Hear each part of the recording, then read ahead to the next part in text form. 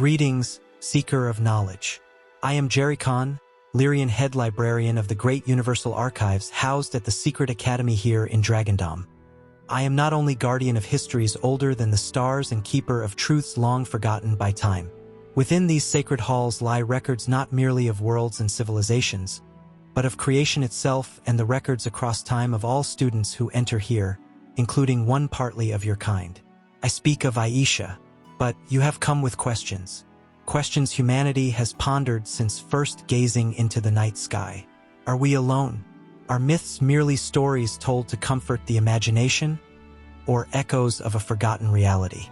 In your world, dragons soar through legend, elves dwell within fairy tales, and angels are confined to scripture.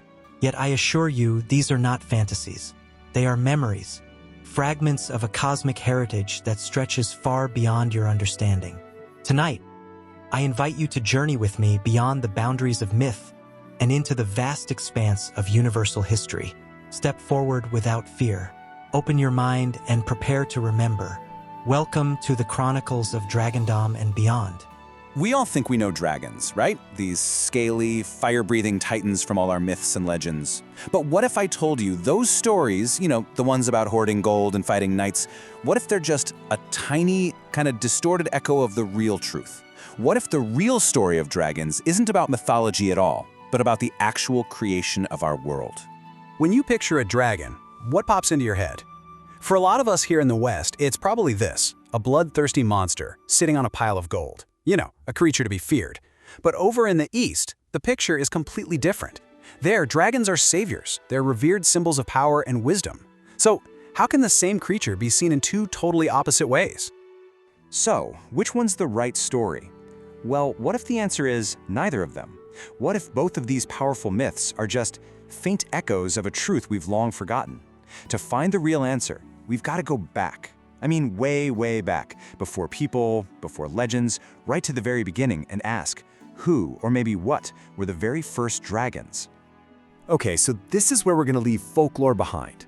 To really get to the bottom of this, we have to look at a totally different kind of history. Not human history, but cosmic history. We're stepping beyond the myths and into the story of how the universe was actually built. Get ready to forget everything you thought you knew. According to this account, before almost anything else had a physical form, there were dragons. Just let that sink in for a second. They weren't just creatures that lived in the world, they were the precursors to the world. The source material uses this amazing term, blood and bone. And this is so key. Before dragons, consciousness was just this formless cosmic energy. The dragons were the very first to take that energy and give it a solid physical body. They were basically the pioneers of what it means to actually exist physically in the universe. So here's the most important part. Their whole purpose wasn't to fight knights or hoard treasure. No, they had a job, and it was an absolutely colossal one. They were the universe's first architects, its original cosmic engineers, and their task? To build worlds. So how in the world does a dragon build a planet? Let's get into the specifics. The very first wave of these cosmic engineers were a type known as the Fukong Long. These are the planet dragons of fire, volcanoes, and crystals.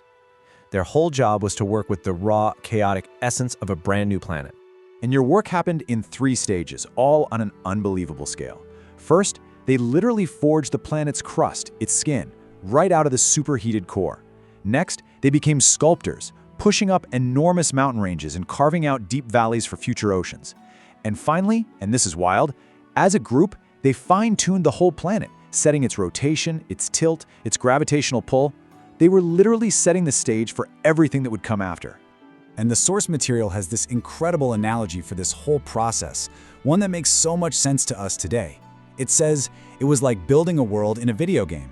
These dragons were sculpting reality itself, laying down the fundamental physics and geography for a planet that could one day host life. But the Fukong Long, they didn't work alone. I mean, forging a planet's rocky surface is one thing, but making it actually habitable, that required a whole team of specialists. It was like a symphony of creation, conducted by all these other dragon families.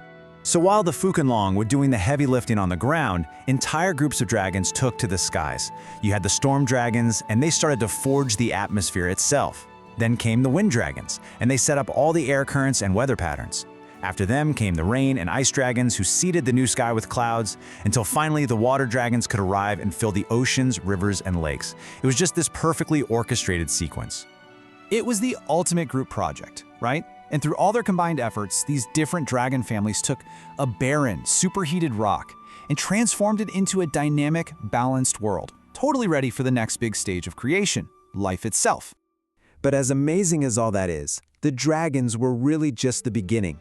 They laid the physical groundwork, sure, but they were only the first wave in an entire universe of creators. So, here's kind of how the cosmic order all unfolded. It started with pure, formless consciousness, the original cosmic dragons. From them came the terraforming dragons, the very first physical blood and bone beings. Once their work on a planet was finished, a new wave arrived, the Elves, who acted as the logical designers and governors. And then finally, the Fae and other elementals were formed to actually nurture and protect the ecosystems. Each race had a very specific part to play in this huge cascading process of creation. And this whole process, it wasn't just some abstract concept. It created real, actual places, hidden realms with their own histories. Just look at this map of a world called Dragondom. It's a perfect example of this grand design in action. The dragons were the first architects. You can see it in the mountains and seas they carved out. But all the civilizations that came later, elves, fae, and others, they all built their lives on the physical foundation that the dragons left behind. So, we're left with this really mind-blowing thought. If the myth of the dragon, this powerful worldwide story, is actually the memory of our universe's very first architects, well, that changes everything. It makes you look at all our other myths, stories of elves, of fae, of gods and monsters, and just wonder what other cosmic truths are hiding right there in plain sight, just disguised as simple stories. Before the first dawn, before the birth of galaxies, before the forging of stars, before time itself was measured, there existed only the infinite consciousness. From this boundless ocean of awareness arose the first thought, and from that thought came creation. Energy stirred, light ignited, matter formed. Thus began the great cosmic experiment. To shape the newborn universe, the first beings emerged, the cosmic dragons. They forged planets from fire and crystal, guided the birth of suns. Then, the various physical dragons who prepared worlds for life. As places began to form, so then came the first physical humanoid races, as you have witnessed the elves, elementals, and other primordial beings crafted to nurture, design, and safeguard the delicate balance of existence. These were not creatures of fantasy, but the progenitors of the civilizations humanity would one day know as extraterrestrial. For eons, harmony prevailed. But as creation expanded, so too did ambition. A faction arose, driven by conquest rather than creation. This schism gave birth to the old empire, and with it, the first great conflict of the cosmos. To preserve the purity of the original races, a hidden realm was established, Dragondom, safeguarded within the secret world of Arianel. There, the ancient lineages and their sacred knowledge were protected from corruption and loss. Meanwhile, on a small blue world at the edge of a young galaxy, a new species began to awaken. Humanity, young, curious, powerful beyond its understanding.